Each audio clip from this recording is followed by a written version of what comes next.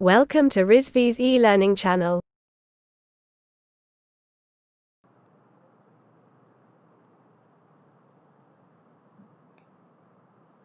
Good morning class. Heat and mass transfer में आज हम यूनिट 2 पढ़ने जा रहे हैं। यूनिट 2 का टॉपिक है फिन्स। तो आज हम फिन्स के बारे में स्टडी करने जा रहे हैं। इसमें तो पहला टॉपिक है हमारे पास heat transfer through extended surface and its classification. इस एक्सटेंडेड सरफेस को ही हम फिन्स कहते हैं। तो before starting studying about heat transfer through extended surface and its classification, first of all we have to know about fins. तो fins क्या होती है? fins एक तरह से किसी भी ऑब्जेक्ट में उभरा हुआ या निकला हुआ पोर्शन होता है जिसके थ्रू हीट का ट्रांसफर सिस्टम से सराउंडिंग में और सराउंडिंग से सिस्टम में इजीली हो सकता है और उसकी वजह से हीट रेट इंक्रीज हो जाता है। और ये मोड ऑफ जो हीट ट्रांसफर होगा इसमें हम कन्वेक्टिव हीट ट्रांसफर को ज्यादा प्रेफर करते हैं। ये दो तरीके से होता है, कंडक्शन और कन्वेक्शन दोनों ही, बट हम यहाँ पे कन्वेक्शन को ज्यादा इंपॉर्टेंस देते हैं। क्यों? क्योंकि जो अधिकतर मोड होता है या मीडियम होता है हम उसे एयर मानते हैं और एयर के लिए हम एयर के थ्रू अगर हीट का ट्रांसफर हो रहा है किसी सॉलिड से लिक्विड में या किसी गैसियस मैटर में हीट का ट्रांसफर हो रहा है तो वहां पे कन्वेक्शन होता है। इससे पहले के चैप्टर में हमने ये स्टडी किया था। तो आइए जानते हैं फिन्स क्या होती है। Fins are surface that extended from an object to increase the rate of heat transfer to or from an object by increasing convection. Convection को इंक्रीज करके रेट ऑफ हीट ट्रांसफर को इंक्रीज कराना। Basically क्या होता है कि जैसे हम कार का जो बॉडी देखेंगे, सामने की बॉडी, तो वहां पे कुछ सरफेस होती है जो निकली हुई होती है अलग से बोनेट पर, कुछ पतली पतली सी सरफेसेस होती है। आजकल तो बहुत डिजाइन में भी चली है तो यहाँ पे जालियां बनी हुई होती है, पहले प्लेन सरफेसेस होती थी। तो ये अपने ही अलग तरीके से ये निकली हुई होती है। ये जो सरफेसेस होती हैं ये क्या करती है कि इंजन जब बहुत ज्यादा टेम्परेचर डिफरेंस क्रिएट हो जाता है कार को मोशन करने की वजह से, तो वो जब इंजन गर्म हो जाता है तो उसमें टेम्परेचर बहुत ज्यादा क्रिएट होने की वजह से अब टेम्परेचर को ड्रॉप कराना होगा। अगर हम ऐसा नहीं करेंगे तो जो हमारा इक्विपमेंट है वो खराब हो जाएगा, उसमें बर्न हो जाएगा, तो इंजन जल जाएगा। तो इस वजह से हमें टेम्परेचर को रिड्यूस कराना होता है। टेम्परेचर ड्रॉप करने के लिए हमें चाहिए कि वो टेम्परेचर जो इंजन में आ रहा है, हीट जनरेट हो रही, वो ज्यादा से ज्यादा अमाउंट में सराउंडिंग्स में चली जाए। अब उस सराउंडिंग्स से पास कराने के लिए हमें कोई जरिया चाहिए। अगर हम केवल एक पतली थिन लेयर लगा देते हैं या उस एरिया को खुला छोड़ देते हैं तो हो सकता है कि कुछ और पार्टिकल्स आकर के इंजन को या डस्ट पार्टिकल आकर के इंजन पर इकट्ठा हो जाएंगे तो वो इंजन के लिए और भी ज्यादा ब्रेकडाउन का काम करेगा। तो इसके लिए हम क्या करते हैं, पतले पतले से चैनल्स लगाते हैं और उस सरफेस को फ्लैट करके ऐसा बिछाते हैं कि हीट जो होती है वो जो भी हीट गैसेस फॉर्म में निकल रही है वो उस फिल्म से होते हुए, उस सरफेस से होते हुए एटमॉस्फेयर में आसानी से ट्रांसफर हो सकती है। तो इसीलिए ये रेडिएटर्स बनाए जाते हैं कार में ताकि हीट को आसानी से सराउंडिंग्स में पास कराया जा सके और टेम्परेचर को ड्रॉप किया जा सके। ये फिन सरफेसेस जो होती है वो वाइडली यूज कहाँ पे होती है? तो रेडिएटर्स ऑफ ऑटोमोबाइल्स में, air cooled engine cylinder head में, जहां पे भी आपका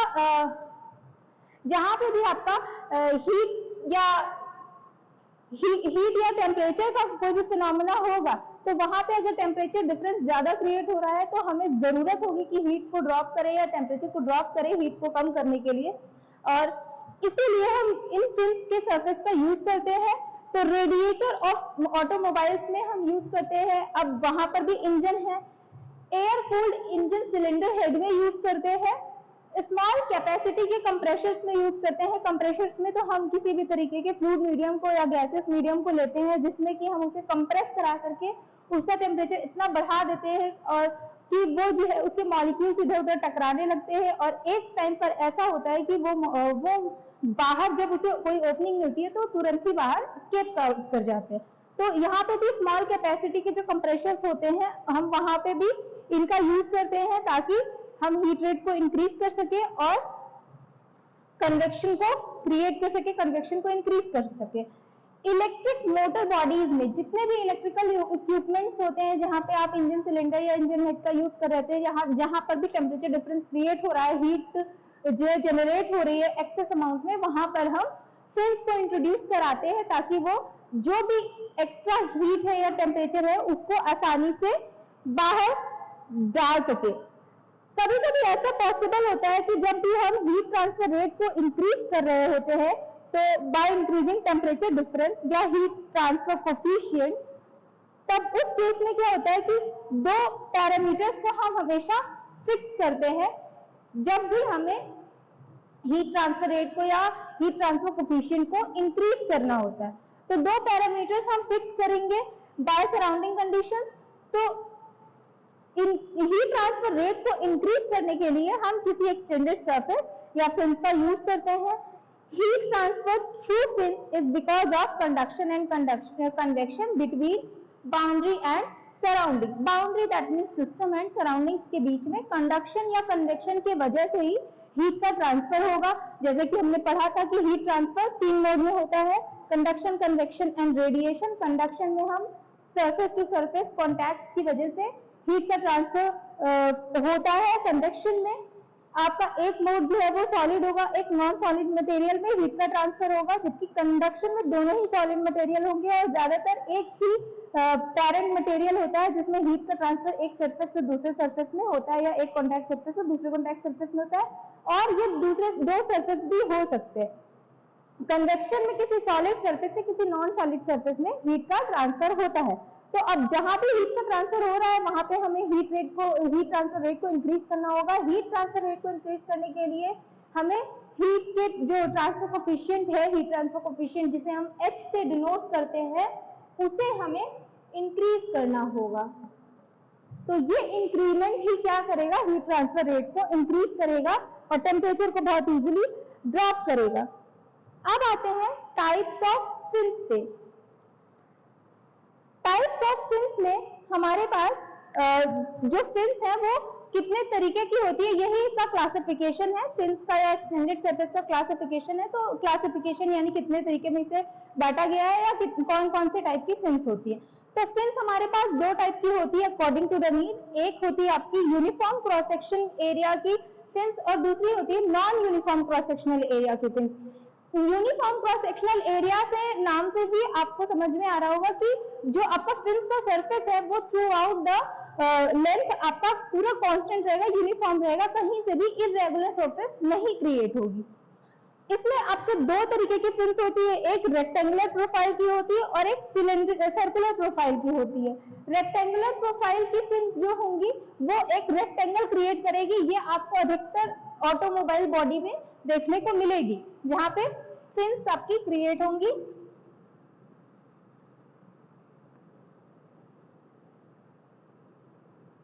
कुछ इस फॉर्म में। तो ये आपकी जो है वो रेक्टेंगुलर प्रोफाइल क्रिएट हो रही है। ये फिन, ये आपकी फिन है और रेक्टेंगल प्रोफाइल की रहेगी, थोड़ा सा चौड़ा रहेगा, थोड़ा लंबा चौड़ा रहेगा, कुछ यूं।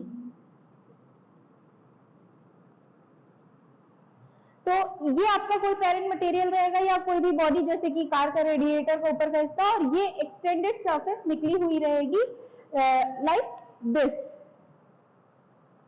और दूसरा है आपका फिन ऑफ सर्कुलर प्रोफाइल। तो ये आप देख सकते हैं, ये सर्कुलर प्रोफाइल का एग्जांपल है। ये आपकी प्लेट हो गई और यहाँ पर आपका सर्कुलर रूप में फिन का पार्ट निकला हुआ है। और ये भी कह सकते हैं कि जो आपका फिन होगा वो सर्कल शेप में होगा। नेक्स्ट है non uniform cross sectional area में। तो तीन तरीके की होती है, longitudinal fins of trapezoidal profile, longitudinal fins of parabolic profile and truncated conical spine. अगर ट्रेपेजॉइडल फॉर्म में अगर प्रोफाइल आपकी दी हुई है तो क्या होगा, सेम ऐसा ही रहेगा प्रोफाइल।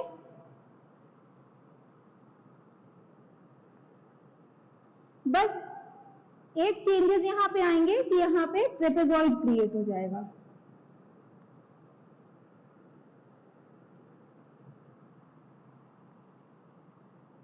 ट्रेपेजॉइडल फॉर्म में ट्रेपेजॉइड क्रिएट हो जाएगा। तो ये आपका ट्रेपेजॉइडल फॉर्म में देखने को मिलेगा, जो कि आपने पढ़ा भी है कि ट्रेपेजॉइड इस फॉर्म में होता है। तो जो फिन की सरफेस होगी वो चौड़ी से जाकर के आगे जाके पतली हो जाएगी। फिर स्पाइन्स के फॉर्म में क्या होगा, स्पाइन का मतलब होता है कांटे लगे होना।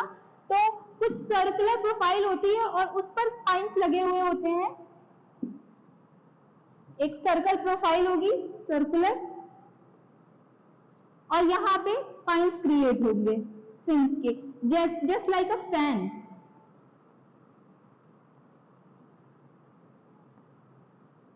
स्पाइन्स क्रिएट होंगे। तो ये आपके स्पाइन के प्रोफाइल के फॉर्म में होगी। और भी हो सकता है कि एक फ्लैट प्लेट हो, एक फ्लैट प्लेट हो और उस पर स्पाइन्स निकले हुए हों। ये स्पाइन्स आपके लेंथ में होते हैं, और ये रेक्टेंगल शेप में भी हो सकते हैं, ट्रेपेजॉइडल शेप में भी हो सकते हैं, और सर्कुलर शेप में भी हो सकते हैं। तीनों शेप में ये प्रोफाइल फिन के बनाए जा सकते हैं, जिससे कि सरफेस को की लेंथ को एक्सटेंड कर दिया जाए। एक आपका होता है टेपर्ड, जो आपका ट्रेपेजॉइडल फिन होता है उसे ही टेपर्ड स्ट्रेट फिन भी कहते हैं, और रेक्टेंगुलर प्रोफाइल को uniform cross sectional profile fin भी कहते हैं। ये तो आ गए आपके टाइप्स ऑफ फिन। अब क्योंकि हम फिन्स के बारे में पढ़ रहे हैं, तो फिन्स की जरूर डिजाइन भी की जाएगी, और वो डिजाइन यूं ही किसी भी ऑब्जेक्ट के लिए कोई भी रैंडम फिन तो लगाया नहीं जाएगा। तो किसी पर्टिकुलर ऑब्जेक्ट के लिए पर्टिकुलर प्रोफाइल डिजाइन की जाएगी फिन की, जिससे कि हमें पहले ये एनालिसिस करना होगा कि कौन सी फिन हम इस ऑब्जेक्ट पे प्लेस करें जिससे कि हीट ट्रांसफर रेट इंक्रीज कर जाए। तो उसके लिए हम प्रॉपर एनालिसिस करते हैं। ये एनालिसिस कुछ अजम्पशंस बेस्ड होती है। वो अजम्पशंस क्या है, आइए उसके बारे में जानते हैं। For the proper design of fins, the knowledge of temperature distribution along the fin is totally necessary, क्योंकि हमें पता होना चाहिए कि कैसे किस रेट में हीट जनरेट होने वाली है, और overall the cross sectional area कैसे टेम्परेचर का डिस्ट्रीब्यूशन होगा। क्योंकि अगर हमें ये नहीं पता होगा कि अलोंग द पाथ टेम्परेचर कैसा डिस्ट्रीब्यूट हो रहा है, तो हम उसके बिना जाने हम उस हिसाब से प्रोफाइल नहीं क्रिएट कर पाएंगे। तो हीट ट्रांसफर रेट जितना हमें चाहिए कि वो बढ़ जाए, उस हिसाब से नहीं बढ़ेगा। तो इसके लिए क्या करते हैं, for analysis of heat flow through fin हम कुछ अजम्पशंस को फॉलो करते हैं। फर्स्ट ऑफ ऑल जो आपका अजम्पशन है वो है कि हमें फिन जो भी डिजाइन करनी है, तो हम ये अज्यूम करेंगे कि फिन की डिजाइन हम स्टडी स्टेट हीट कंडक्शन में हम अज्यूम करेंगे कि जो हीट कंडक्शन हो रहा है वो स्टडी स्टेट में हो रहा है, और उसको ध्यान में रख के हम फिन की डिजाइन करेंगे। दूसरा है कि जो भी हीट का आपका हीट जो आपका जिस रेट से ट्रांसफर हो रही है, तो वो ट्रांसफर अगर फिन पर से हो रही, सरफेस पर से जा रही है, तो फिन पर किसी भी तरीके का हीट जनरेशन नहीं हो रहा होगा, no heat generation within the fin.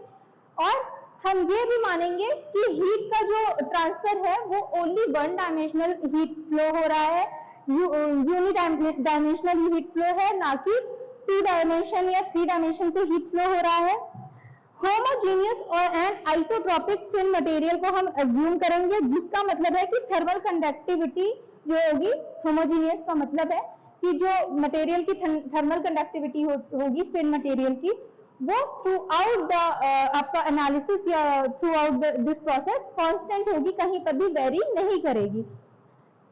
Uniform heat transfer coefficient को अज्यूम करेंगे over the entire surface of the fin, और कॉन्टैक्ट रेजिस्टेंस और रेडिएशन दोनों को ही हम नेग्लिजिबल अज्यूम करेंगे। ना ही किसी भी तरीके का कॉन्टैक्ट रेजिस्टेंस जनरेट होगा, और ना ही किसी भी तरीके का रेडिएशन होगा जब हम फिन को इंट्रोड्यूस करेंगे तो फिन के मटेरियल पर या फिन की सरफेस पर। This is all about fin and its classification. इसके बाद हम पढ़ने वाले हैं हीट ट्रांसफर कैसे होता है एक्सटेंडेड सरफेस के थ्रू या फिन्स के थ्रू।